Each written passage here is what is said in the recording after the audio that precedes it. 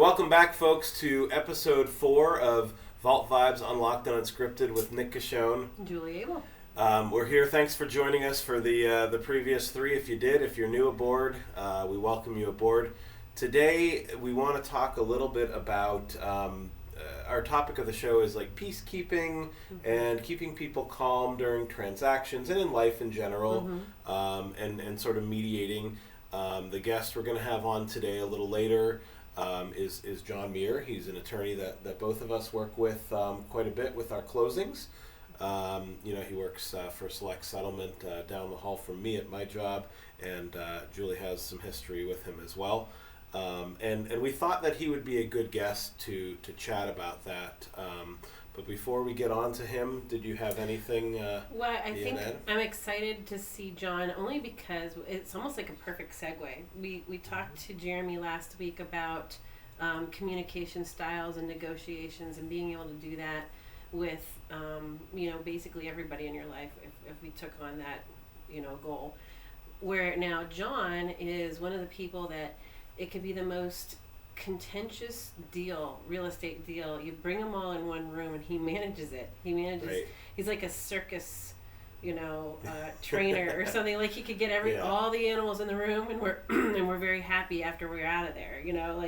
So he's what I was thinking about how funny the name settlement is. Like settlement, you're settling the whole. Yeah. And he's a great settlement agent, but he doesn't settle. No, he doesn't settle. He's like, he'll settle you with his settling, disposition, but he won't settle for anything that isn't, clockwork and making sure it's right. So. I think, you and I had a conversation yesterday after we taped a little bit with our next guest here, and we talked about how, at least I was talking about this, and I think we have a similar approach is how we sort of want to just make this like sort of a face of the community, have people come on here, share their values, share their other things, but then we also do tie it into things such as, our business on the mortgage side and the real estate side, and then also we also dive into a bit of your your life coaching and some of your hypnotherapy as well. Well, and it's good because now I'm like Google recognized as a hypnotherapist. Really? Yeah. And that's awesome. And that's nice. And it still feels like I'm selling Erie. People are calling from New York and Ohio and different places, and it's like, when they're here and when we talk on the phone, I'm still selling Erie. It's just a beautiful place. So, we could talk about real estate, whether I'm a real estate agent, in the future or not. We'll still be talking about real estate. I'm pretty sure. Do you put a thing in the back of people's brain when you meet with them to move to Erie? Thank God. So this is why there's that misnomer, misunderstanding about what. I'm not saying misnomer. I'm not saying quacking like a duck. I literally do put a thing in your brain. But that's kind of what it is, right? You put it if someone wants to quit smoking, you help them find their subconscious, right? Okay, no. Okay, so what it is you have a belief system already in place. Correct. And nothing can shake that. Right. Okay, so what it is you're feeling the calm of the environment, and you're putting away all of the obstacles that you think that are going to keep you from your goal. Right. And so you're just kind of quelling that. That's your conscious doubt. Your subconscious is ready and eager to believe that you can do something that's good for you. So your mind and your body are always talking. Like if you get a craving for something, not taste bud craving, I'm talking about nutritious something or other. Your body will know, and it'll basically scream, could you please get me that vitamin B from that meal that you're craving. So honestly, it's already something within us that we're just kind of polishing off and dusting off the conscious fight, the doubt, it's habit breaking. It's also encouragement and all of the things that you can do. I mean, take a look at these little kids who fall like 68 times per day, and nobody says to them, you can't. But why did these little people keep getting up when they're learning to walk over and over and over again? Nobody's really put it in their mind that they can't. So I think we have that. Yeah, we have that spirit of being able to do what we need to do to better ourselves. So you certainly can't. I can't put something else. I can't put a suggestion that will make you want to do something unless you're right. You know, like you got yourself ready for. But it's funny you say that because you know, to me it's common. I don't take offense to it. I think it's no, funny. and I understand. Like you and I have talked long enough, and I know that it's not there's a difference. There's a performance, almost magician that does hypnotism. Oh yeah, and I that's can like do that a thing, too. right? Yeah. Right, I mean, and then there's hypnotherapist, yes. which you are. And there's a lot of states that don't allow you to say therapist because you. Okay. Because that gets misconstrued with like the licensure that you need as a therapist, and I certainly don't want to say that I do that, but that's where the life coaching comes in, where sure. you know, like now that you have this new reset, you know, and you're ready to go out and rule the world, you know, and get your goals, let's think of the ways you can do that now going forward. Right. So that's the coaching part, and that's, I love that. That's a lot of fun. It's me teaching again. So I know it does seem like I was telling you the other day I was watching a John Mulaney show on Netflix. He did Everybody's in LA, which Everybody's in Erie. Yeah, right? See, and I gotta give a shout out to Nick's attire here. I'm loving this because Jet is an Erie-based operation, and my son works at Jet 24, and my uncle was a DJ for Jet long ago named Jack Starr. So yes, Erie. I'm sorry to interrupt you, but this is a great shout out. Yeah, no, that was something I like the Erie flavor, and when I saw they would this is Erie Apparel shirt, but when I saw they had released this shirt, who didn't listen to Jet 102 for their first station when they were growing up? I mean, other than the people that are younger than all of us, right, that have no idea what we're talking about. But it was a mainstay on Erie airwaves for a long time. First Jack Starr, then Jim Cook, and all the other. It's good stuff. So. Yeah, no, it was cool.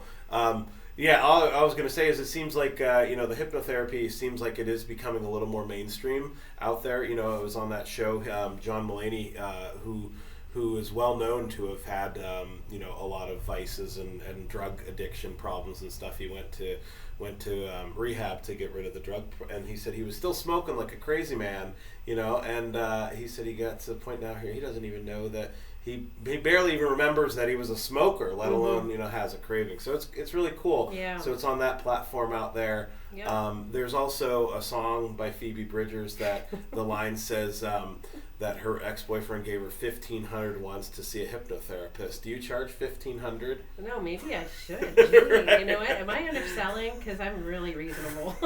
So. She did say in the song she only went the one time, so I don't know what happened. But, that was it. She was broke. $1,500 is a lot. So, but we're gonna talk to John. We're gonna bring John on here. Yeah, I'm so excited to see him. I don't see him as much as I used to, but real estate's making a comeback, I believe. Soon. It is. So, it is. But he's just this is where I'm looking forward to this. We're looking forward. No, I think he was one of the people that when we first thought of this show and this idea, he was one of the first people that popped in our minds as someone that we both had a relationship with and someone that we thought would do very well with this. So we respect his mindset and his work ethic. Great. So we're looking forward to sharing that with you next. All right. Welcome everyone to Vault Vibes Unlocked and Unscripted. We're on episode 4. If you've been with us, thanks for joining us for those first 4 episodes. We welcome you back into the vault today. Today we have a guest on with us. We have John Muir. He's going to be sitting with us today for our conversation. We're going to talk. We're going to dive into a few things with John as we get moving with the conversation. Say hi, John. Hi, John. Right. We had John on because we knew he'd be a fun guest to have here. Julie, have any intros? You know what? Here's the thing with John, and what I love about John is whenever we did a closing, when I did a closing with John, I still do. We go into the room and he makes everybody feel comfortable, and that's the presence that he has right now. He just sort of like makes you feel welcome and that this is going to be taken care of professionally, quickly, and painlessly. So if you can, right. And so that's kind of like the vibe he gives on a regular, like just as a personal human being as well. So he has. I know. It seemed like a natural fit, and I just you all know what I do, not just real estate, but I also do hypnotherapy, and part of what we do in life is about the vibrational energy that we put out there. And if you can make the room a happier place, if you can make the room a comfortable place and put out, peaceful energy, it's half the battle. John does that, and the people I bring to the table, sometimes they're angst, sometimes they're ready to okay, let's just get this thing over. When I'm doing real estate, John will make everybody feel like, okay, we're happy to be here. Right. Absolutely. It's the end of it. Or if it's all excitement and happy, he goes with that too. He's not, okay, I'm gonna get you guys signed and out of here. He celebrates with them too. So right. it's really this is who John is, and it's John's a great guest. John was one of the first people I think we thought of when we were putting this together. We thought it would be great to have John on, just because John's a cool dude. He knows a lot about a lot of things, which is really cool. And he does put people's mind at ease. I've sat in a million closings with John, and if it's someone who doesn't speak English, which I do have a lot of, or if it's someone that's been through a tenuous closing, or if it's someone that's done a million closings, he's able to finally tune his demeanor to what they're doing, and really he's just his authentic self. And we talk about that a lot, about how just being who you are, right? And that's just a huge thing, I think, just in life and in general, and that Julie and I kind of hit on that almost every episode, is that authenticity. So John is a real estate lawyer, and he's a select lawyer. He's a select settlement lawyer, and he helps people close, the deal at the very end of it, where everybody's excited to be there. So tell us a little bit, like you said that. How'd you get started into being an attorney, just in general? Well, that's interesting. It was a little bit of a long trip for me. I graduated from college. I was actually a science major. I was doing environmental science, which I found was very interesting. Swimming in creeks and lakes and climbing rocks and being very outdoorsy like a little kid. Yeah. I did a senior thesis on solar energy, which was pretty big. Very advanced 50, at that 50, time. 100 years ago. Yeah, 100 years ago. But then I graduated from college, and I didn't really have a career. I wasn't really ready for anything yet, you know. So I bounced around. I did some fun stuff, but I ended up meeting a pre-law advisor at Gannon. Okay. I went to Washington D.C. with a handful of students, and with Dr. Reinhardt, his name was, and at the end of this month-long seminar in D.C., we had gotten to be friends, and he encouraged me to take the law school admission test. Yeah. And I did after some prodding, and I took the test, and I did fine, and that's really what I needed to consider getting into law school. Sure. So that's where it started. Step, and I think part of it was my dad was a doctor, and I always remember the proudest moments I ever had, having a dad that was a doctor, was being out with him as a little kid, walking around, and people always knew him. Yeah. And invariably, they'd walk up to him, "Hey, Doc, how you doing?" and I always had this feeling of like, Dad really helped people. Dad really did. He changed people's lives. Yeah. He wasn't just making money.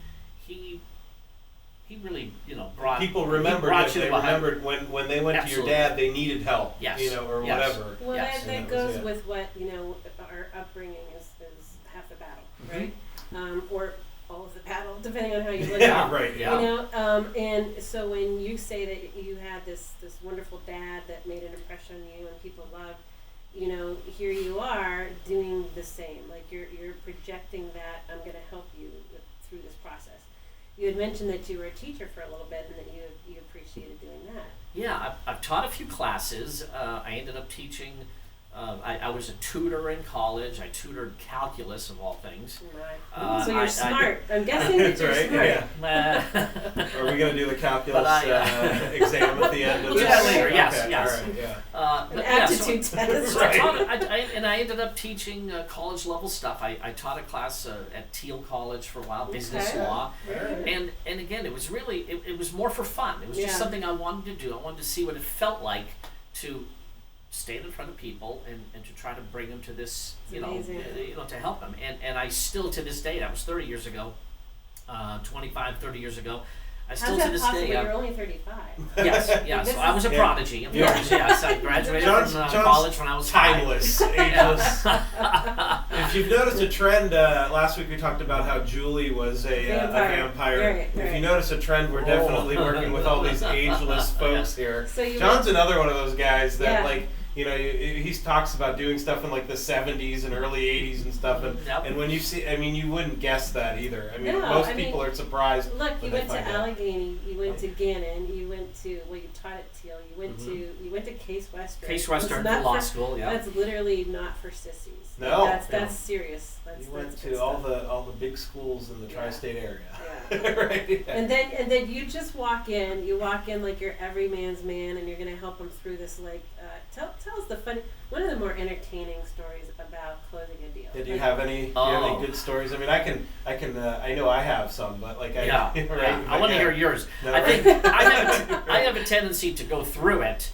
And to bring everything I can and to make it a positive experience and to make it a success, and then I think I sort of let it go to a degree. You know, I kind of walk away and go, whew, you know, next, you know, but you know, I mean, as far as entertaining or interesting, you know, we've had a lot of near disasters. You know, one common theme that always happens, of course, is as I'm being handed a stack of papers, every 10th closing or 20th closing, it's John. Sorry. Okay, I start getting a dread stomach just hearing this. This is going to be a problem. This person's mad at this person, and this guy is running from the deal. Yeah, right. They're not talking to anyone. This guy's not talking to anyone. I love those. I love those challenges. I do. I smile, and the girls, they always expect me to do this, that. I just say, I'll see you in 20 minutes. You kind of look at it as a challenge, right? I have to say this because we had an issue, and you know what I'm talking about. It involved a haunted house and everything. We don't want to talk about that. I will talk about that later. This is hilarious. But so they were all contentious, and everyone was blaming each other, and we're gonna just go into litigation, the whole thing. And you got on the phone, and you said, excuse me, but are you a lawyer? Are you actually a lawyer? Are you? Because he's so nice. He's so nice that when he said, "Are you actually a lawyer?" I knew it comes back. It comes off as I braced myself because I'm like, "Oh man, I never heard this tone coming from this guy. This guy is amazing." And I realized then that he is a vampire with teeth. He can if he has to, absolutely. But your example though is he's still, you know, it's not an aggressive. No. You know, it's still a very. He's on the phone. He's like, I want to ask, where'd you get your law degree? Did you get your law degree? Yeah, this guy was. Don't play lawyer. This was a seller who was writing these like manifestos. to the side that you and I were representing, and he was representing. The three of us work together. Please, I'll tell you what we do with this. I'll tell you what we do with this. He gets on the phone right there. Right there, he got on the phone. You were my hero that moment. So, yeah, seriously. That was my favorite. That closing ended. We, I don't think John came. Maybe we may have offered for John to come, but we all went out to lunch. Remember with the clients? And we told them that it was the one borrower's birthday. We went to Torero's, and you know if you've ever been to Torero's or a Mexican restaurant, it was nobody's birthday. It was nobody's birthday, but we were celebrating, right? And came beside, you know, with his big wad of whipped cream in his face, and they put the big hat on the woman, and they smear her face with whipped cream. Yes. She was totally. She didn't expect it, but I mean, I can't say that there wasn't some sort of like cathartic release there. It was, like, and I think a release. Well, you know? Because if I remember, you know, like the meeting we had after that, you know, we had that lunch stuff. You know, it's not often that we go out. You know, we break bread after a closing. Right. Normally, everyone's just tired and they just want to go start moving in. They pulled into the parking lot with their moving van and everything, and that was just one of those where you almost needed that buffer afterwards. And if I'm not mistaken, I think John may have even helped with some mitigation or whatever litigation afterwards. You know, with this guy who thought he was an attorney. I know that the buyer's mom had a crush on John. Yes. Oh yeah. It's like, is John single? So anyway, So I promised you I wanted to ask you some questions about mindset because again we're going back to the hypnotherapy part in me that, you know, when your subconscious is telling you that there's so much water under the bridge that it's hard to get out of or to get around your obstacles, right? And a mindset is so valuable to go out and conquer, to become good at what you're trying to do, set those goals and actually obtain them, right? Mm-hmm. And so, I help people with that. I not only do hypnotherapy, but I life coach them. What are you going to do now that you've done this and you've got your head straight? You're going to go out, and how are you going to achieve those goals? So, everyone's gone through some adversity. I don't know if you're comfortable with sharing any of what you've had to do to get yourself in a mindset to succeed and conquer an obstacle. Have you always been this well-adjusted? Right? Yeah. Yes. Right. And thank you, Mom and Dad. Yeah, right. But I think I think we get better. I think whatever you have going for you, hopefully you're always moving ahead. You're always learning. You're always getting better. Mm-hmm. I had some personal health challenges years ago, 25 years ago. Yeah. I went through a period of time for several years where I could barely work. Yeah. Very painful, looking at serious surgery and medication and all that stuff, and I was really hanging on. But long story short, I made it through. There's nothing like pain that will tell you you can't. Constant, every day, yes. There's nothing like pain that will tell your mind you can't. Yeah, it gives you perspective. Oh, yeah. But I think that's where, many people who have been through tough times will tell you that's where I really learned who I was. Mm-hmm. Yeah. That's where I really found out, do I have strength? Do I have the ability to get, to get through adversity? Mm-hmm. And you don't know that, and I'm sure I was a test, mm-hmm. For anybody near me at times, mm-hmm. but I did make it through, mm-hmm. and I think, when you come out at the bottom and you have to start all over and scrabble your way up, mm-hmm. Back up to wherever you're going to get, it really gives you a sense that you can make it through anything, and I sort of developed, this philosophy of, number one, just being optimistic. Stick with optimism. There's no reason, we encounter people with negative views who are sort of downers, who are worried all the time. Mm-hmm. I walk into the room and I just say, everything's going to work out. Yeah, I just say everything's going to work out. It's going to be fine. Well, I get a lot of people who walk in my office and say, but all these scars, these scars I have, and I'm now going to avoid this situation and never do it again, and I'm never going to do that. Mm-hmm. What about your scars? I'm sure you had some scars going through this, like mental scars. I guess I said this to someone today. We had a very challenging closing. It took us 2 hours. There were all kinds of problems. That's not normal for him. Please don't. Really? 2 hours? No. It's more like 20 minutes. It's just, the problems come to me. Yeah, we didn't make them, but it was a real challenge. And at one point I said to my young clients, I said, I have a saying. The worst times make the best stories. And every time I'm going through a tough time, tough closing, a tough situation, I always say, I stop and I say, number one, this is going to work out. Mm-hmm. And number two, hopefully I'll have a good story to tell someone over a beer tonight. Absolutely. I'm going to be like, hey, how was your day? Absolutely. We don't say, nobody wants to hear, everything was fine. Right. You want to hear, what. You want to hear the grit of it. I know. The judge yelled at me, and I dropped my this. I said, do you have a law degree? Yeah. I think that's where kind of I know that the three of us have dealt with probably 100 deals together, mm-hmm. just the three of us or whatever, and at least. And I've probably dealt with close to 1,000 in my career now or whatever with you, and it is and I've learned as I've been in this industry, and I've been in a lot shorter than you have, but I'm not a vampire, so I just aged like everyone else. It's sad. That's 24. a curse for you. That's exactly. That's a sad cross for you to bear. I know, not being a vampire. But I've learned those things too, and I know that that's something where I've really honed in on that the last 5-10 years is being that peacekeeper, and that's something where I think that you're not going to ruffle any more feathers than I am, and I hope I leave them fairly calm before they even come to you, and we don't get to that point, and I know that sometimes there are people that just want to be upset and angry, Yes. And sometimes that's hard to deal with, but if you kind of remain that same, even keeled sort of demeanor. You show that nothing. I'm not going to find anything crazy today. It's the same kind of stuff like that. I think that that sort of works. Now, how do you deal, like, if you have someone, like a person out there who just wants a fight? Like, how would you personally deal with that? Interesting, because there's a lot of context, a lot of different types of those type of people. Right. But you definitely don't choose to engage with that person. I guess, there's an old saying, fight fire with fire. And I've always said, well, I choose to fight fire with water. Maybe that sounds corny, but you know what I mean? So if somebody comes at me, I let them say their words. There are whole books. And I don't argue with them. Yeah. I just let them, okay, you say this and you say that. And again, I had a similar situation today where an older gentleman, I'm going to walk. I don't need to sell this house. I don't care. I'm old. I'm hurt. And I just let him say all the words. I just let him say. I'm not going to argue with this poor gentleman. I can't put myself in his shoes completely, but when you bring empathy into it, when you make it not about yourself, it's ego.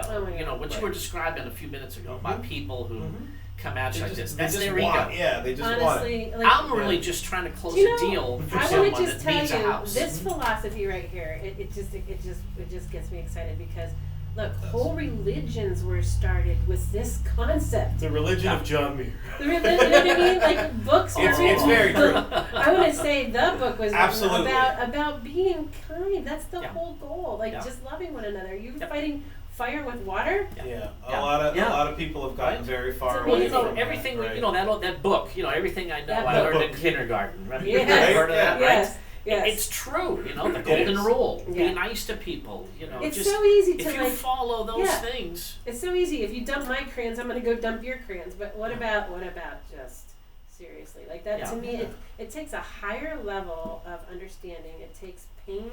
It takes frustration. It takes bad times in life to make you understand that some things just aren't worth it. Right. I don't have to fight every fight. Right. Everything isn't about me. Yeah. The world goes on. Right. Yeah. What can I do in this moment to make the situation better? And does that mean you don't care, John?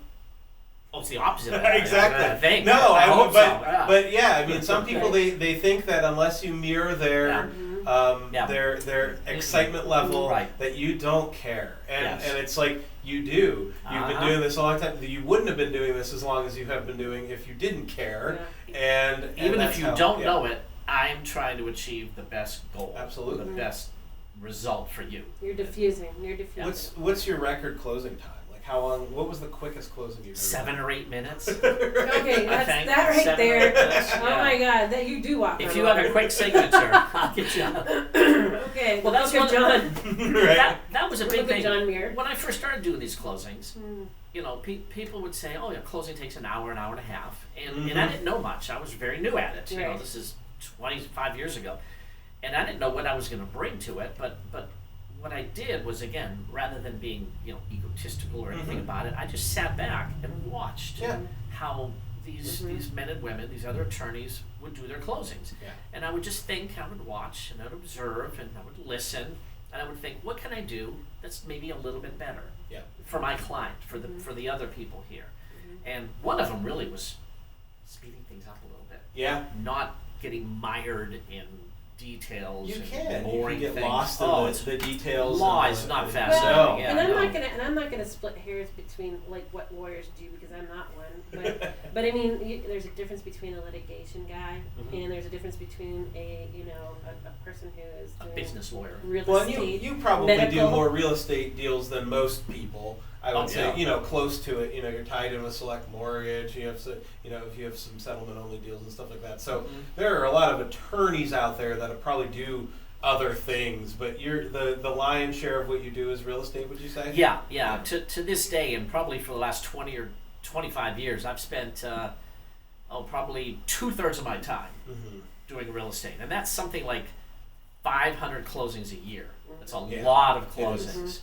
With a lot of realtors, with a lot of other attorneys, A lot of personalities. Clients from the whole spectrum. Well, yeah. I mean, and too, you do residential mostly, and so again, like back to the thing where you bring people in there, it's like a celebration in that closing. You know, you get moms, dads, sisters, brothers. You said dogs. You had a baby on your lap for one of them. Yes, several times. Yeah. Right. So I mean, you bring happiness and you bring calm and you bring peace. So.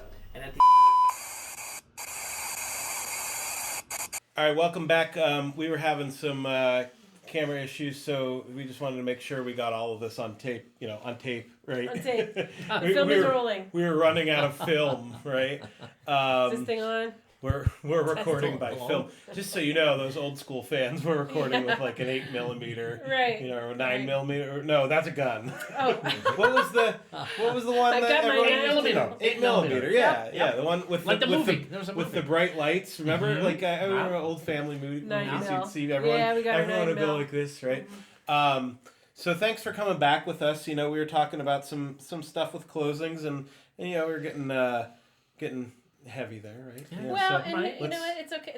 To me, that's light. To me, it is. To me, that's the way this whole world should be. If we all got that memo, I think this place would be an easier place to navigate. Yes. But I want one last question, just to sort of cinch this up, and if you have anything, let me know. But I really feel like if you had any advice to give a home buyer, or a home seller, depending on who but if you had anything that you could say to the people that come to you that would encourage in the time right now, it's rough. I mean, there's in Erie County, there's half as many listings as there are even agents. And what could you say? Like, what would your advice be? Part of my philosophy, the book is coming out soon. Chapter 1. We're promoting the book. Chapter 1 of the book that I will never write is...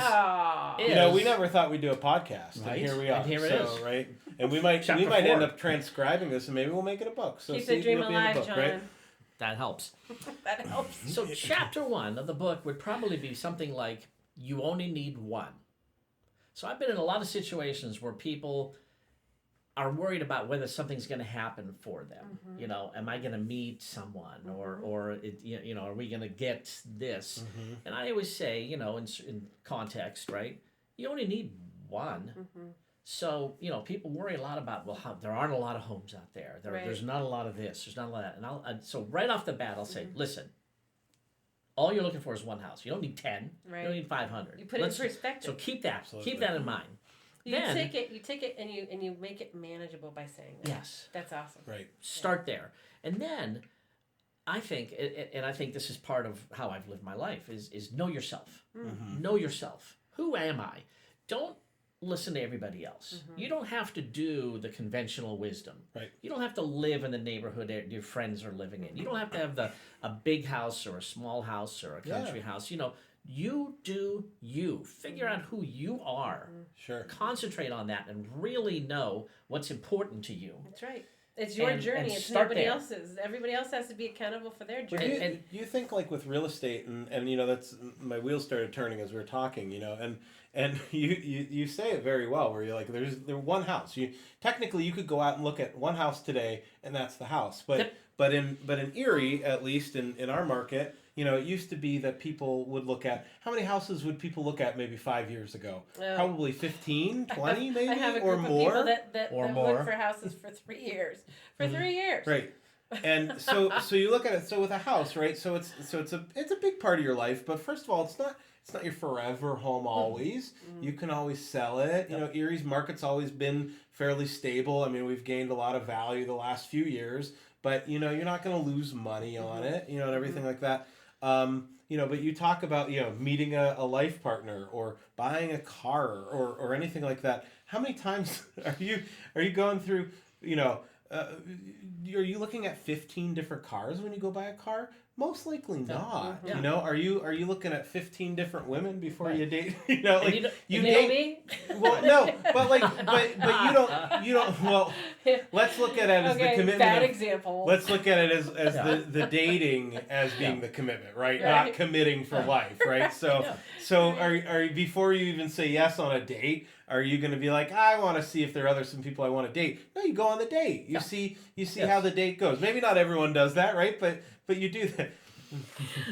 Me who giving dating advice. I've been with the same person since I was 19. Whatever. But it's true, right? So I think sometimes people look at the house, and it's almost they overcomplicate it. Overthink it. Right. Yeah, and of course we overthink everything. Right. Well, and it's the same idea of living peacefully. You want to simplify things.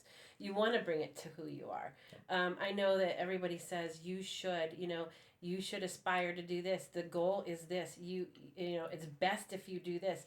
Well, my mom used to always say, don't should on yourself, meaning should on yourself. Mm-hmm. Because just to your point, we're here on our own journey. What is it that's going to make us more full, more living our life better? And it's not what everyone else is telling you to do. Right. Chances are. Yeah. Allow yourself to be an individual. Yes. Allow yourself to. I love that. Move into the house that you think is fine for you. I am going to quote you and give that to my buyers and sellers as well, because it's like, honestly, those are the things that people need to hear. Those are like what will work for you and your needs and your journey. So can we bottle you up and sell you? You're not going to write that book for real? That's you weird. Really? I think you should. Have you started? Have you ever gotten down and done a little typing? There are some notes out there. Yeah, there's some notes. There's chapters. Yeah. There's a lot of concepts. At least write an article. It's really about just enjoying life and getting a blog. Could you do a blog? Could you do a manual? Come on, right? A manual on how to be a good person manual. That would be great. I don't know. Well, there's a few of those out there. We have recording equipment. You want us to just record you and then you can. Right. Now John's getting very uncomfortable now. I know. John's like, why are you forcing this? Memorial Day is coming up, everyone. Everyone have any plans for Memorial Day? Oh, a few hot dogs and hamburgers, I'm sure. Yeah. Okay. Yeah. Good. Julie, any big plans? No, really. Yeah. I just, what I want to do, and literally this is the truth. I want to go down to Sarah's. I want to take my kids down to Sarah's. Mm-hmm. I'm going to go sit on the beach and just stare at the water and do nothing. Ground. That's what I want to do. I think Memorial Day is one of those good holidays because there's not a lot of expectation of Memorial Day. You don't have to shop very much. And it's like the beginning of summer. Yes. So Labor Day, there's not a lot of expectation, but you're like, oh, summer's over. Yeah. 4th of July, everyone's having everything, but Memorial Day, you just kind of... Optimism. You get a day off, but, it's good weather for the most part. Yeah, don't should yourself. Don't should on yourself. I like Memorial Day.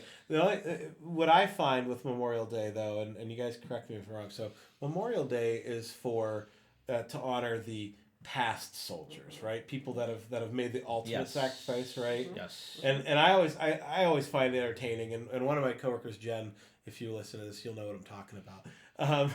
Jen, this one's for you. A specific audience here, right? Hi, Jen. We always talk about it. We kind of make fun of because everyone always goes support our troops on every holiday, right? And it's like Memorial Day is about dead troops, right? Troops. Yeah, it is. Labor Day is about workers. Right. It has nothing to do with troops. Right. 4th of July is about troops that lived 300 years ago, right? Troops.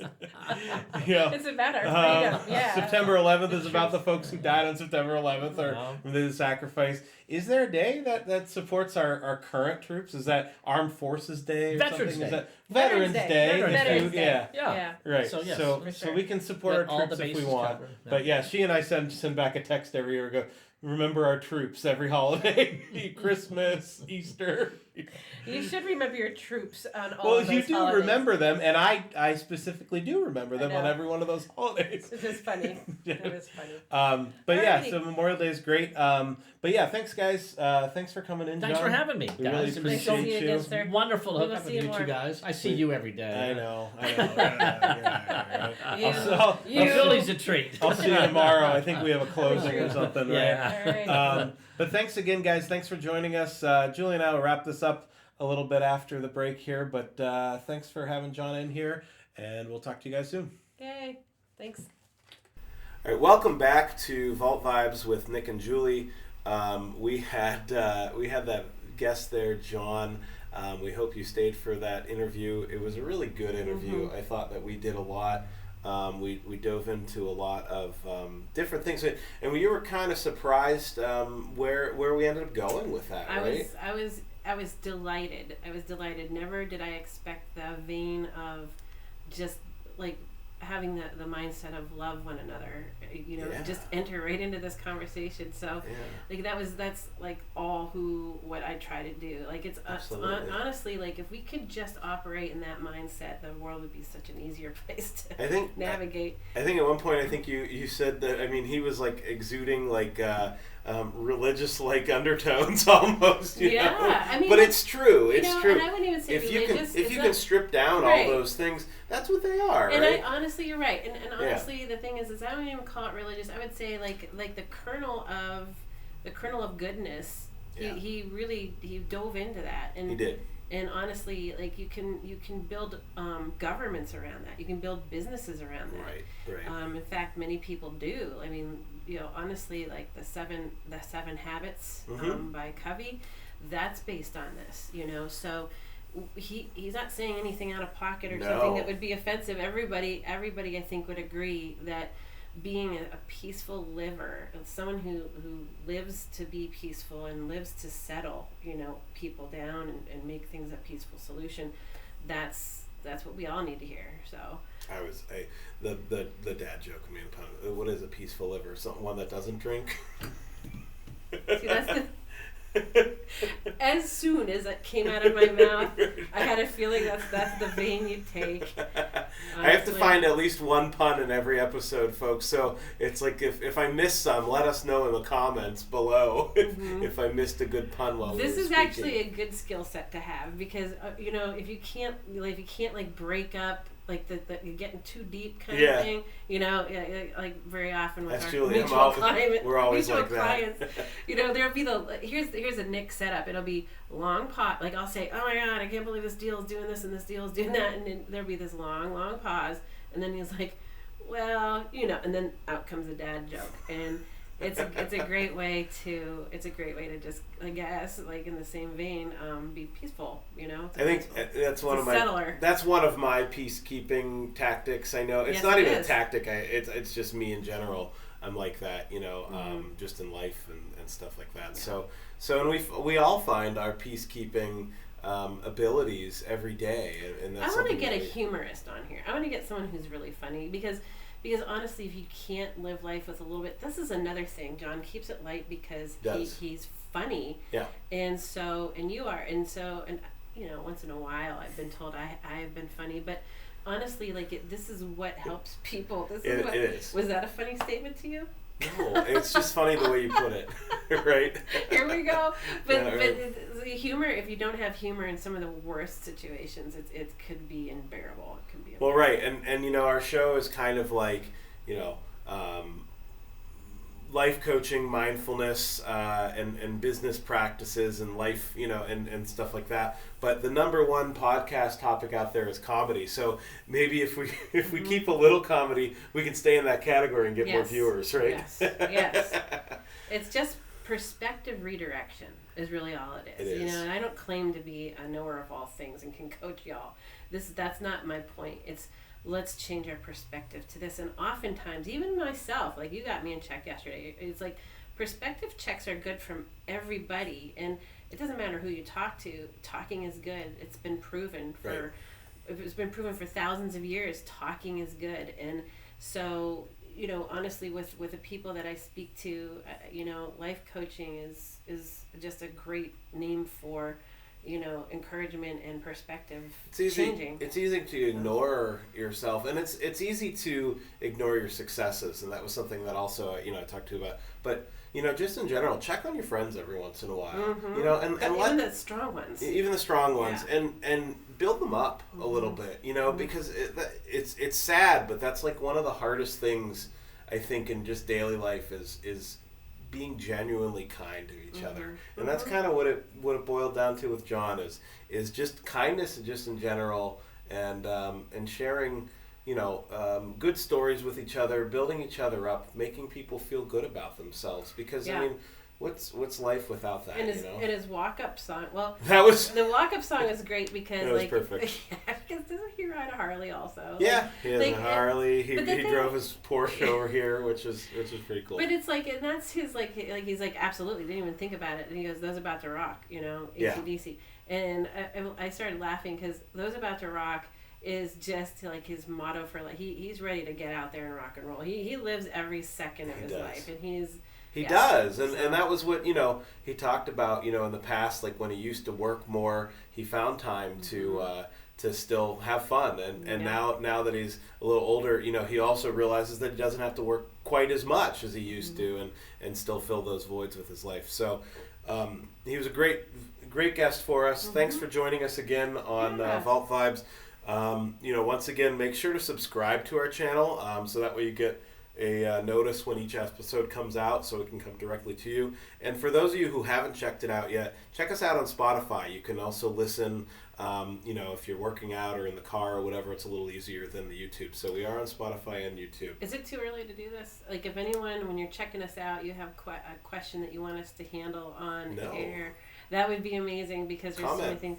We're going to get a few, I don't want to give a spoiler or anything, but we're going to get a few other pretty interesting, well-known Erie people on here. We have them lined up, ready to go. So, we're at, almost 2 months out with... Yeah, and I think that's something we might share here once we get everything kind of solidified. Maybe we'll share a list of upcoming guests. We could do that. And we give or it could be a surprise. You don't see it until you get the walk up. Everyone, But any questions or whatever you want us to handle or cover...